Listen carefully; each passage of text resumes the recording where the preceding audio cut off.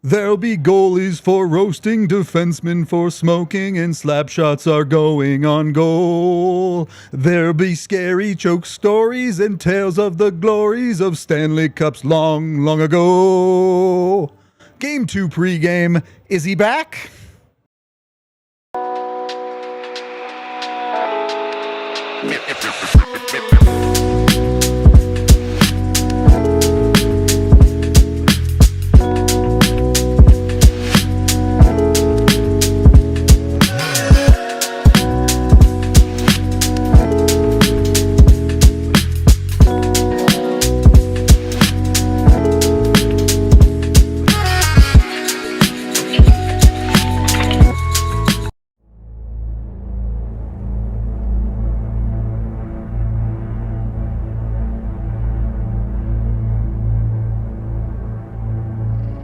O Captain, my Captain, our fearful trip is done. The ship has weathered every wrack, the prize we've sought is won.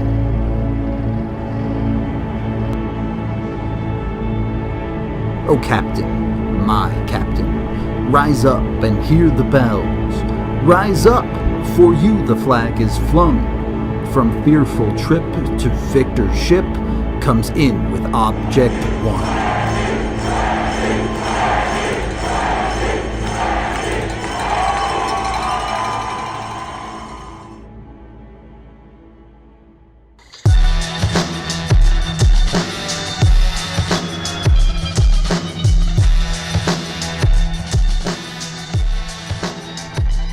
Ready. I am so ready from the Toyota Lounge, powered by your Front Range Toyota dealerships. Welcome into the DNVR Avalanche pregame show presented by Bet365. Game 2, Avs versus Stars. We know for certain Gabe Landeskog is warming up. I think the gut vibe is he's playing, but we don't know for sure yet. We'll see. We got Biggie, we got Rudo, AJ will be joining us shortly. It's good stuff. It's good stuff tonight. I'm expecting a really good hockey game. I expect Dallas to play significantly better. Maybe better is not the right word. Stronger than they did in game 1. I'm expecting this could be a knockdown drag out. Oh, yeah. And you're talking about two good teams, right? I mean, this is reverse the script. Figure out that, the Avalanche had lost game 1. And I'm not saying they were, Dallas had a bad game. Dallas had a decent game. They even said, the Boar after the game, that it was their best game in 3-4 weeks. So bar was low. There you go. So I expect much better. Of course, and we'll talk about it in keys. But if you were an Avs fan and then you had lost game 1, you would expect your team to come out flying, swinging a little more than you did last game. So that's what I'm anticipating. I'm anticipating a lot of emotions in the building. We'll know if Gabe plays, as you just said. We'll see. You never know. Mind games in the NHL are very common. That's every game. That's every team. But he's taking warm up. All there is to do is it's still handwritten notes. It's still handwritten paper after the game, after the warm up, and the visiting team has to give their lineup. Yep. Before the other team. So yeah. We'll see. Now, until then, you won't know. So we'll see what happens. He's been activated. All the paperwork's been done, so he's allowed to play. So we'll see. And it's crossed for fingers. If tonight's the night, then man, oh man, is this exciting for himself, the league, the teammates, and obviously Colorado Avalanche faithful. They've been waiting 3 years to see him get back on the ice. So we're all excited. We'll see what happens. Fingers crossed. If he is in, the Avs ain't losing tonight. I'm telling you that right now. We did do a poll a couple weeks ago. Only 7% of you picked game 2 for Gabe Landeskog's return. So if he does play tonight and you called that, shout-outs to you. I called game 1. I was wrong. I said game 1 as well. So if you picked game 2, you knew. You saw the Matrix on that one. You did. They knew it. Maybe there's cousins and, nephews or Someone whatever. on the inside. Someone on the inside. They wrote it down, and he said, we're doing it game 2. That would have been a sick bet. I don't know if you could bet it, but that would have been sick. I do not think that was something you could bet on. No. You could have picked him, our producer for What Chaos. There are some places where you could bet Landy to win the Conn Smythe at plus 50,000. If you want to get in on that. Why wouldn't ya? Put $10. 50,000. Does he get 5,000 for $10? Pretty good. if my math is right. Just to confirm, both Landeskog and Miles Wood are out for warm-ups, so There you go. we're not going to really, truly know until the last second. That's right. But that's part of the fun. We'll see exactly how that plays out. Looking at tonight's game, though, E, and I know you talk about this a little bit in your 3 keys, but I do want to ask. Game 1 to Game 2, you had 1 day off. How much room is there to actually make adjustments in a 48-hour period? I think what you see is not going to throw you off, meaning like they know the Dallas Stars, and so that the Stars know the Avalanche. Is you're not doing something like deactivation, like, oh my God, this is something new, the Avalanche, we'll got to adjust to that. That's not Pete DeBoer, right? Because he's like, no, that's what the Avalanche do. They activate their Ds. So I don't think there's anything new. I think it's more on your own side of things, like, and I think Joe Druin's the one that talked about it to J Mike, saying like, Bednar's one of the best at adjusting on the fly. You know what I mean? Like, okay, Rudo's not playing well with AJ, then I'm going to put him with Tiff. You know what I mean? And I think game management, bench management, I think is important on the fly. But I think if you're the Colorado Avalanche, maybe you'd like to see a little bit more offense tonight. So maybe that's what you talk about yesterday in your meeting. That's what you probably address, and you talk about adjustments and little things like that. Say, hey, this is what we can do better. So go from there. A valid shout from Sam in the Toyota chat. If Taves is not wearing an A, that means there's room for a C. I know, but I'm going to be the downer again. It's only a Velcro, so that means if he's taking warm up, he's got a C on his jersey. He is the captain, so you can't have all that stuff. So it's just a little Velcro at that time, and it takes 2 seconds. So I'm not being a downer, but it's a great Inspector Clouseau right there, They're right? digging deep. We're trying to find every little clue. I know. But Gabe is the captain, so he's going on the ice. He has to wear the C. That's his jersey. It's got a C on it. It's a great, whether he plays tonight or it ends up being Game 3. It's still, who knows? It's awesome that it's awesome that we're talking about it. Remember 2 years ago when we were talking about like he's skated, he might play, and I'm like, no. If you watch practice, he's not near playing, but whatever. They can say what they want. The national people are saying like, oh, Aiskinen's playing tonight or what? My God, guys, guy hasn't skated. It's not how it works. You can throw a guy out there. It doesn't mean he's ready to go. Right. You're allowed to put whoever out for warm-ups. It's who you put on your lineup that matters. No, but I mean in morning skate. You know what I mean? Like, you can have anybody. You can have anybody. You and me could be out there. That'd be nice. All right. E, I think both of us are expecting a good-fought game tonight. 3 keys for the Avs to take a stranglehold of this series. Yeah, you know what I mean? I'm going to keep it very simple here because of, whoa, look, this guy just coming right in. Just shows up mid-live. Right in. Not a big deal. Doesn't remember. Key number 1, I just talked about it a little bit, deactivation. Just think no further than Tays. Last game there, the goal from Josh Manson. So Avs are a lot to handle when you add the 6 Ds to the mix. Obviously, quick transition, no messing around. Smart with the thought process, with the puck management. So very important that we get a little bit more from the deactivation. And of course, they did it last game and they converted. But if we get a little bit more tonight, that's key number 1, sir. Key number 2, the interior of the ice. That's Rudo. I'm stealing that from Rudo. And I think Coach talked about it after the game. And I think he said both in the D zone and the O zone, right? The interior of the ice. In the D zone, you want to win those battles in front of the net there. That is the interior of the ice. And the same thing with the D zone. That doesn't mean that you don't have to win the puck battles along the wall. We talked about that in between periods last game. But it's very important that once in there, in the O zone, you hit the net. I think the Avalanche were on the puck a few times. Cale Makar missed the net, shot high, just hit the net once you get to the interior of the ice. 7? Yeah. 10 shot attempts, 3 on goal. No. 7 missed? Yeah. So key number 3, Key number 3, we just talked about it, Rudo, a little bit. Match the gear elevation. I expect a gear or 2 higher from the Dallas Stars. I talk about it all the time. Good teams don't lose 2 in a row.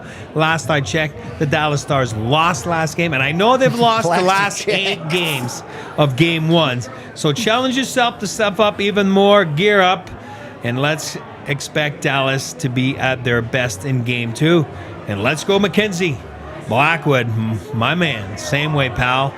I raised a little bit of doubts before last game, knowing how he's going to react. That is his first time in playoffs. I thought he was going to react well. And AJ sure did. And you know why? Because AJ had the banana pants on, and he's back, ladies and gentlemen. People are excited. AJ, the return of AJ. Look at him. True. AJ back, Landy back. Is it comeback season? Was it something you guys did Kim as Kardashian. a duo, and they said, if you come back, I'm coming back?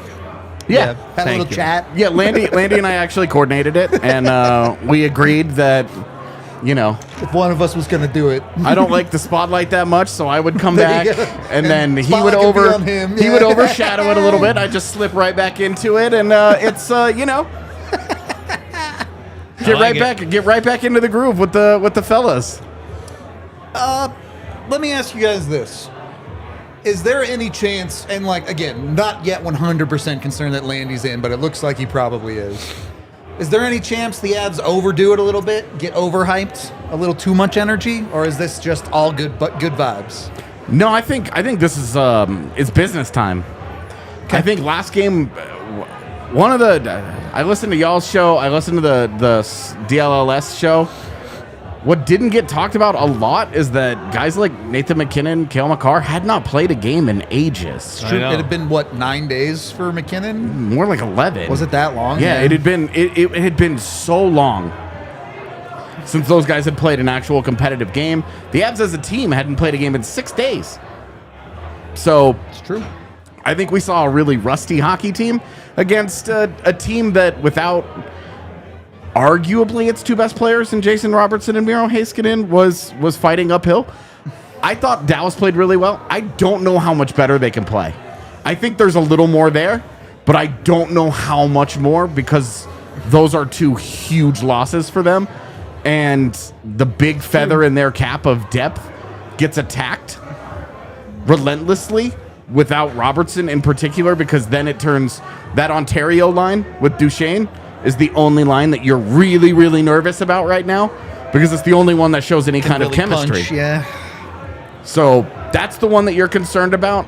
I don't know that there's a huge problem with the energy in this game for the Avalanche. I think it's more, we have an opportunity that we let slip away last year. Sure. What have we learned? Are we truly different? Are we truly different from last year's team? This is an opportunity to start to change that path and to show that, hey, two roads in a yellow wood. They walked one last year, didn't go well. Time to walk the other one. Love it. I do want to talk a little bit more about the Avs mentality and the Stars mentality in this series, but Bednar had quite a bit to say at morning skate. And he was pretty coy about the Landy thing, but he had other stuff to say too. So let's hear what Coach had to say this morning. Jesse. Morning, Coach. How's Ross feeling today? Not great. Is he an option for tonight? We'll see. See what the day brings. Eric. I know we asked you this yesterday, but if Colton can't go, are you leaning toward? We'll see. Landeskog? I haven't decided yet. Evan. Talked about Brock Nelson yesterday, but his 2 wingers, neither of them picked up a shot at even strength the other night. What do you want to see from that line, I guess, tonight that maybe they didn't do the other night? Well, I thought they had a nice night on the defensive side of things, but there's some things offensively that our whole team can do a little bit better.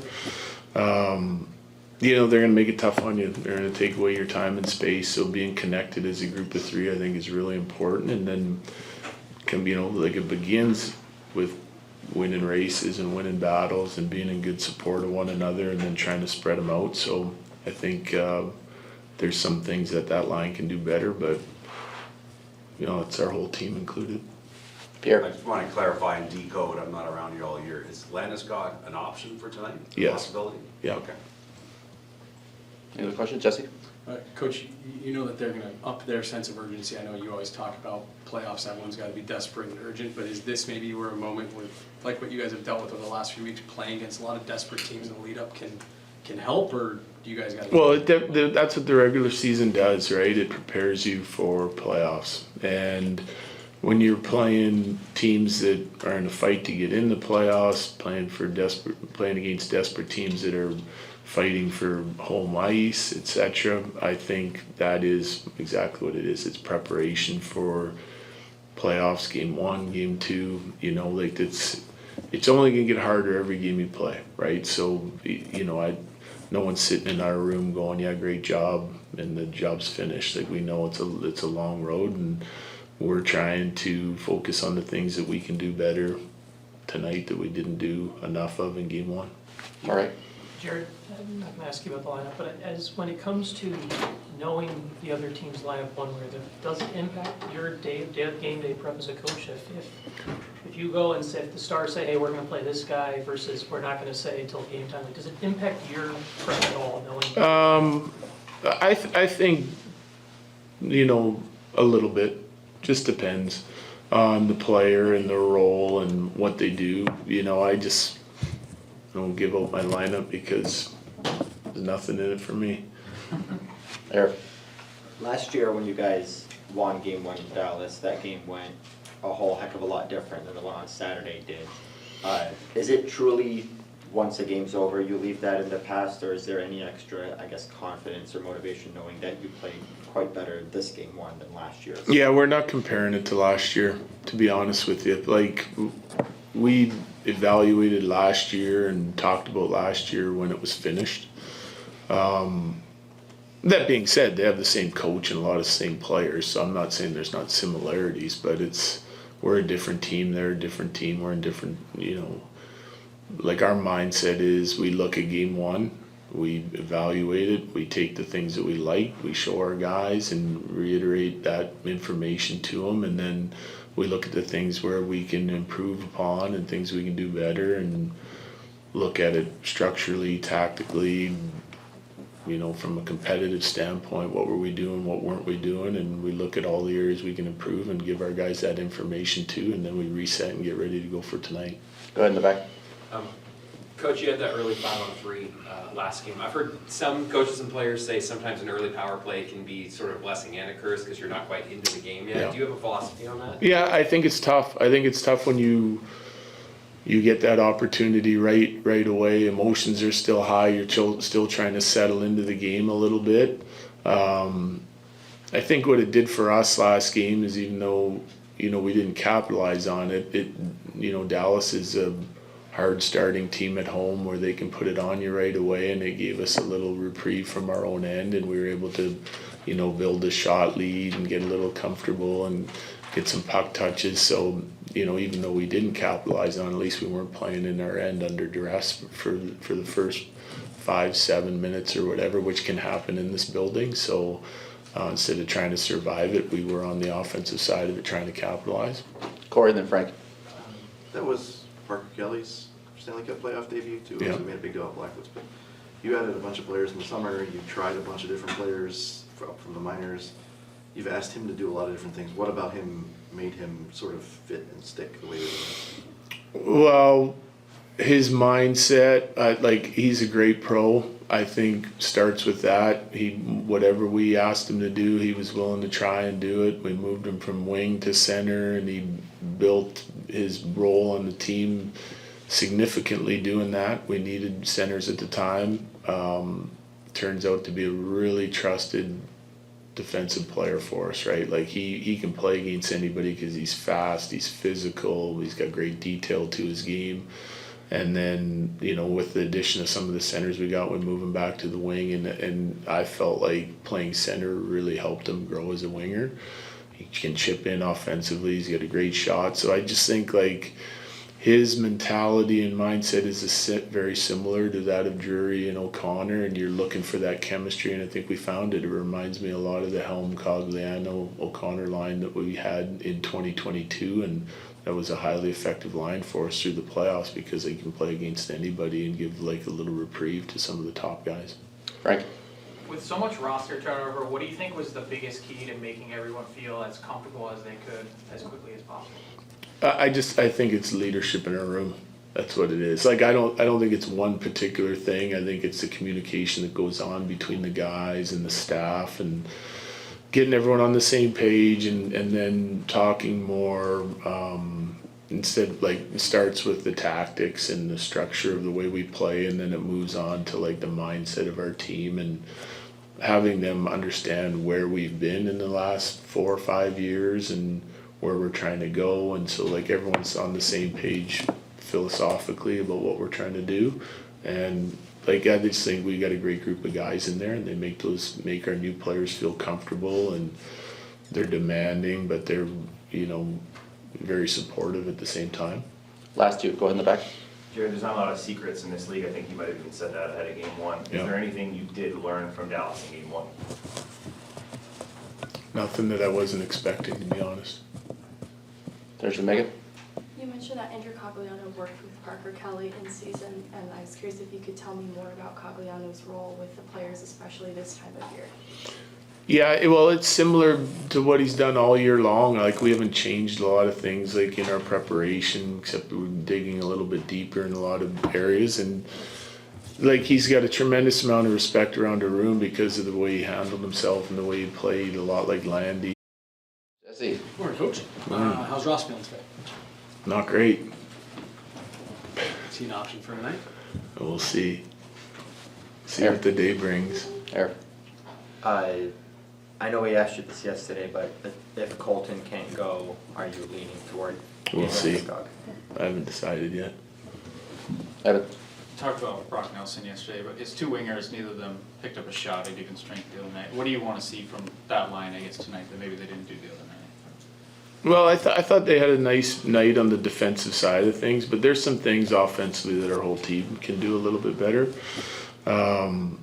You know, they're going to make it tough on you. They're going to take away your time and space. So being connected as a group of three, I think, is really important. And then, you know, like it begins with winning races and winning battles and being in good support of one another, and then trying to spread them out. So I think there's some things that line can do better, but you know, it's our whole team included. Pierre. I just want to clarify and decode. I'm not around here all year. Is Landeskog an option for tonight? Yes. Possibility? Yeah. Okay. Any other questions, Jesse?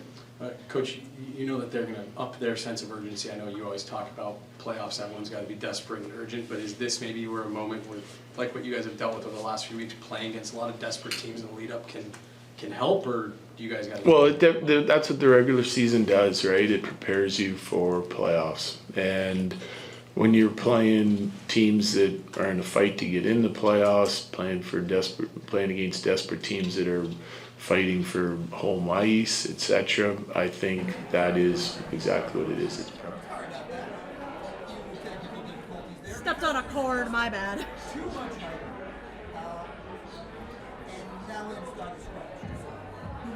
What?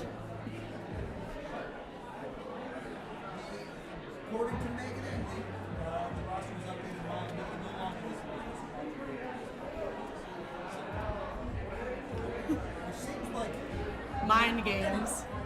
Either way, the Avs do still have a game against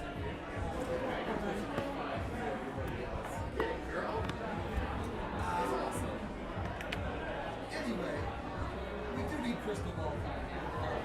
Skog situation. So, what do we got? Name, numbers. E? I'm going with my boy Jack Drury, number 18. Colorado Avalanche with a 4-2 Avalanche win. That's what I'm going with. And it's going to happen. Okay. AJ? What am I supposed to do here? Give me a score, give me a name. I think they're going to win 3-2, and I think it's going to be, I think we're going to get a Brock Nelson game. Brock Nelson game. I like it. that. I like it. I am going 4-3, and I am going to take Val Nichushkin, because this is going to be the ex-player curse game for both teams. That's what I'm going with on this one. So Duchesne and Rantanen both score? Yep. So then Kiviranta and And Nichushkin Nichushkin both also score? both score. Hell yeah. I'll take that. That's some math I'll do live on air. Either way, whoever it ends up being, even with the Landy madness, I do expect this to be a good game. I do think it'll be interesting. We'll see. We'll see how it all plays out. We do have a couple more things for you here. Very quickly, if you want to, Tiff, I don't know if we have the stats or if you're ready with them. We can pull up the stats from game 1, just because, I want to kind of have a story of the series. And when you look at game 1, the Avs were the dominant possession team at 5-on-5. There's no real argument to that. Both teams scored a power play goal. Avs top 6, technically more productive at 5-on-5, but when you look at their top 6s, goals were 1-0 at 5-on-5. The Lehkonen goal being the one for the Avs. McKinnon did have 3 points, but it was a power play and an empty net. So Avs top 6, slightly better so far. Avs were, at least while play was happening, the more physical team. I know hits isn't a great stat, but they were the more physical team in play. After the whistles, different stuff happened. And interestingly, both teams getting the better of the faceoffs in their own defensive zones. So we know defensive zone faceoffs are important. It is interesting. Yeah, both teams cracking down on what is supposed to be the harder faceoff. How much time do I have? We can go long. It's whatever. So, just as we always talk about faceoffs and stuff, but and like which ones matter. But I was going through some of the numbers before this series. There are only like 8 teams in the NHL that have a 50% or higher winning percentage on PK faceoffs. I did not know that. Yeah, it's weird, isn't it? That is weird. And Colorado being one of them. I would not have guessed. Yeah. But PK? Yeah. Well, since Charlie Cole's been there, he wins every PK faceoff. Honestly, it's Jack Drury. And Jack Drury. Jack Drury's been way better at it than Charlie Coyle has.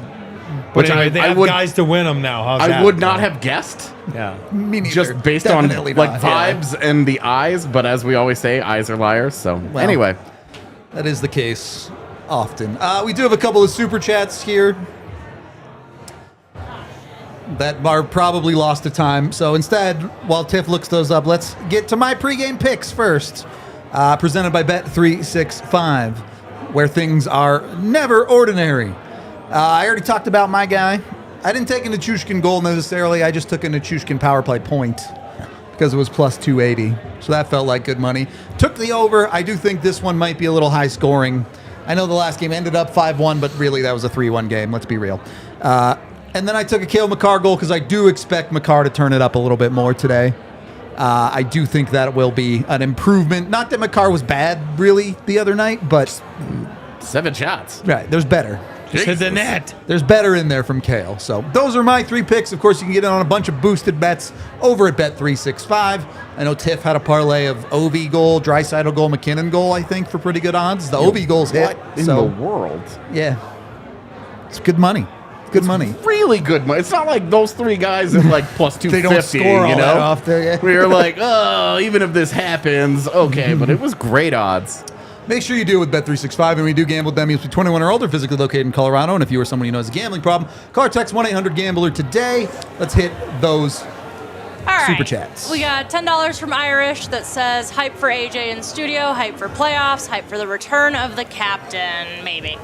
Yeah, well, hype nonetheless. $2 from EJ says, AJ back and Landy back, banana pants party. I'm down for the banana pants. They're so comfortable. If y'all think this is the last time I wear them, wrong. Yeah, y'all crazy. And well, one more, sorry. Oh, go. Last one from Dan Charles, $10. Since my home is undergoing major renovations, 90% of my stuff is in storage. A few weeks ago, I dug out my Landy rookie sweater, no C, hope to wear it tonight. Let's effing go. It's an OG Landy jersey right there. You might have to wear it again on Wednesday. Oh, no, not that. Look, you just get to run it back with all the hype again on Wednesday when the Avs are up 2-0 at home, right? That's how that works? Yeah. Anyway, there is a game coming up. We do appreciate all y'all hanging out, even with the Landy madness.